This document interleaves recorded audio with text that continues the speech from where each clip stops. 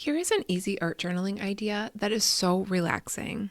To start, I got out all of my supplies: a book of mixed media paper, a couple sets of acrylic paint pens, and a roll of painter's tape that was 1 inch wide.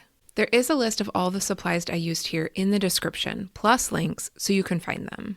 To help me decide which colors to use, I got out a piece of scrap paper and tested the 2 sets of acrylic paint pens. If you struggle with picking color schemes that you like, I recommend getting a set of 8 Posca markers that you love. I love both the set of earth tones and the set of green shades, and swatching the colors made it easier for me to decide which set to use. It's currently spring where I live in Wisconsin, so I decided the set of earth tones reminded me too much of late summer and early fall. So I settled on the set of green markers, but left out the black one so that the page I created would be monochromatic. Then I found a fresh page in my mixed media sketchbook and taped off a border. I switched from masking tape to painter's tape a few months ago, and I have to tell you that I will never go back, because I have found that painter's tape is more reliable when it comes to releasing from the paper cleanly.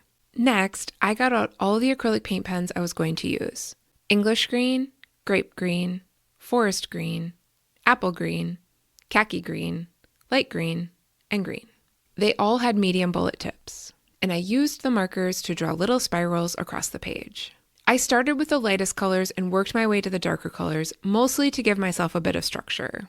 To help me keep track of the markers, I put all the colors on the right side of my work surface, made 5 initial spirals, and then placed them on the left side when I was done. When all the colors were on the left, I reversed the process by putting the colors on the left back on the right side as I worked. This helps me balance the colors on the page more easily. But after the initial spirals were down, I didn't continue to monitor the exact number. Instead, I shifted to using my intuition to balance out the color values. In other words, the lightness or darkness of the greens. Before I continue, I wanted to mention that if you find value in this video, please like this video and subscribe to this channel, because these are the best ways to see more videos like this one. Now, I admit that when I first learned about the Posca brand of markers, I thought they were too expensive. So I tried using cheaper paint pens and discovered that they weren't very smooth, and thus I didn't enjoy working with them. If you want to hear about all the art supplies I regretted buying last year, I recommend this video where I go into more detail. It's linked here and down in the description. Anyway, when I purchased my first set of Posca markers last year, I knew there was no going back. I know, it has snowballed, but they make so many great colors, and I cannot resist adding more to my collection as I need them.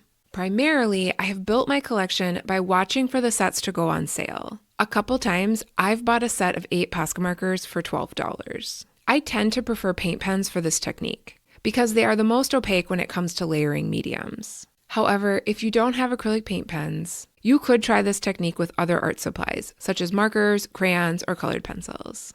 Now, there are 2 things that I believe make this page so relaxing. First, because the spirals are easy to make and look better if they are a bit messy, my inner perfectionist can take a break. There really is no perfection on a page like this. I'm not sure how it's even possible to mess it up.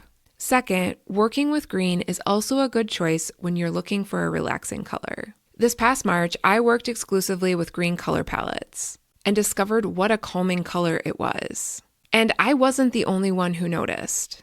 Throughout the month, so many members of this community shared in the comments how soothing they found the color green to be.